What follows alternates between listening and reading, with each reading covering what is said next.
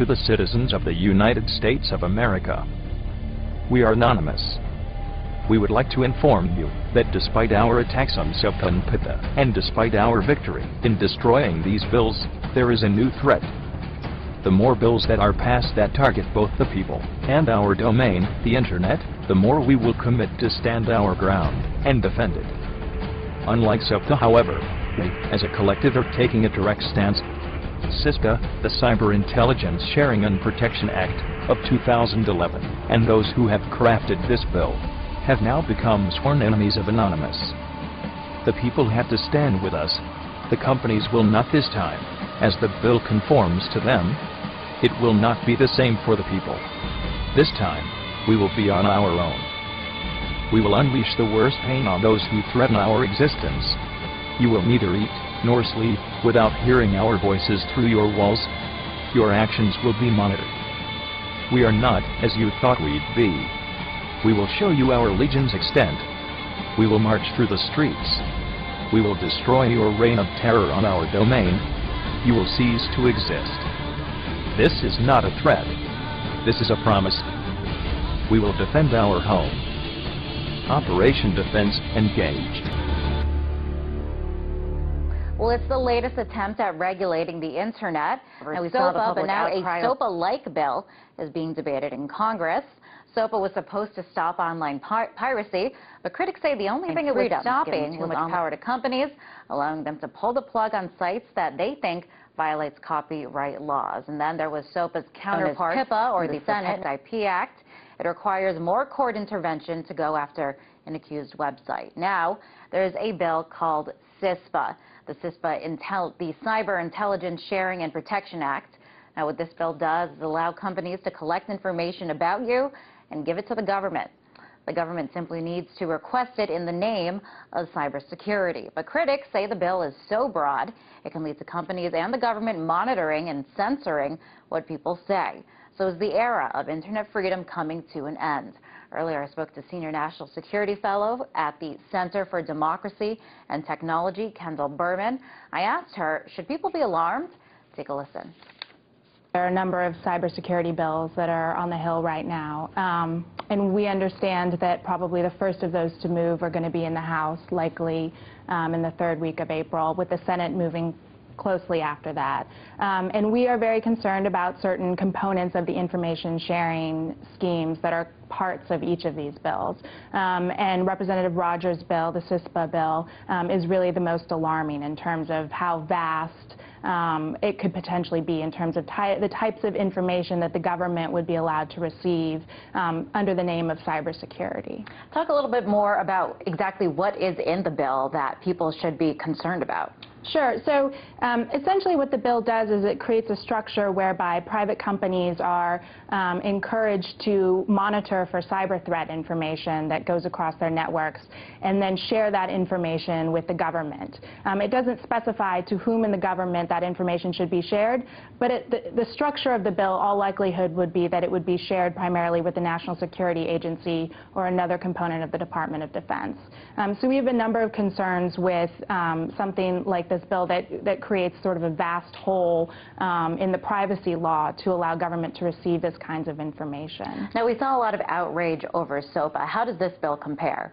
Well, I think one of the lessons that we learned in the reaction to SOPA and PIPA is that when Congress tries to legislate on things that are going to affect Internet users' experience, the Internet users are going to pay attention. And bills, like Congressman Rogers' bill, the information sharing bills on Congress, definitely could affect in a very serious way the Internet experience. And so, we know people are starting to notice. But do you think people are noticing as much? I remember there was that whole blackout with with SOPA and PIPA where a lot of online sites shut down basically in protest to this. Do you think there is as much public awareness about this bill? Not yet, but I think that as things move progressively on the Hill, that we may see something that's like that. I think that the other components of cybersecurity have gotten a lot of attention thus far, but the information sharing schemes are extremely important to pay attention to. Now, up until now, the Internet has been pretty much unregulated, arguably, but some people disagree with this. Republican presidential candidate Rick Santorum is one of them. Let's take a listen to what he said about this. The Internet is not a free zone where anybody can do anything they want to do and trample the rights of other people. But the idea that, anything goes on the Internet, where did that come from? We're in America to say that anything goes. Now, that's interesting coming from a Republican who usually advocates less government, but in this case, when it comes to freedom of speech online, he's advocating more of it. But what do you make of his argument? Well, look, I don't know what Rick Santorum thinks of the cybersecurity legislation, but I do think that, in terms of his premise that the Internet is unregulated, that's not true. Just because you commit a crime on the Internet doesn't immunize you from liability just because it's on the Internet. And law enforcement has many tools to go after crimes that are committed anywhere, including the Internet. Now, what is the likelihood that you think that this is going to pass?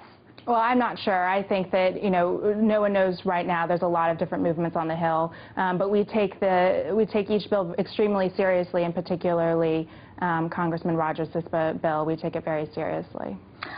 Now, supporters of this bill will point to things that do need to get regulated. For example, copyright infringement, or if there's a possible link to terrorist activity being posted online, or where the government would need to get a hold of this information. So what do you make of that argument where these regulations need to be put in place in order to protect citizens?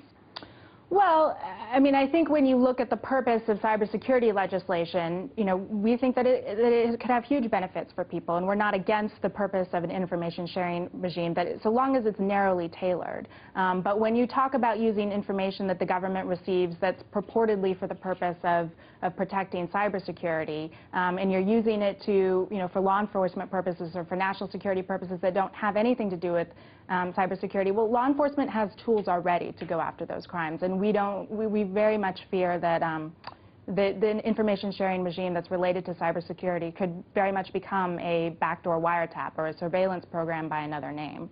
So you're saying the danger then when it comes to this bill is that there's not really, when does it end? Will it go too far? There's not really any control because the language in the bill is so broad. That's exactly right. We have a lot of concerns with the breadth of the bill. If it was very narrowly tailored to information, that was very much related to cyber threat information, there would be comfort level with that. But the way that it is written, it applies to so much of your online communication, and to have that risk go straight to the National Security Agency, we think creates a real civil liberties problem. We are anonymous. We are anonymous. We are anonymous. We are legion. We are legion. We are legion. We do not forgive. We do not forget. You should have expected us.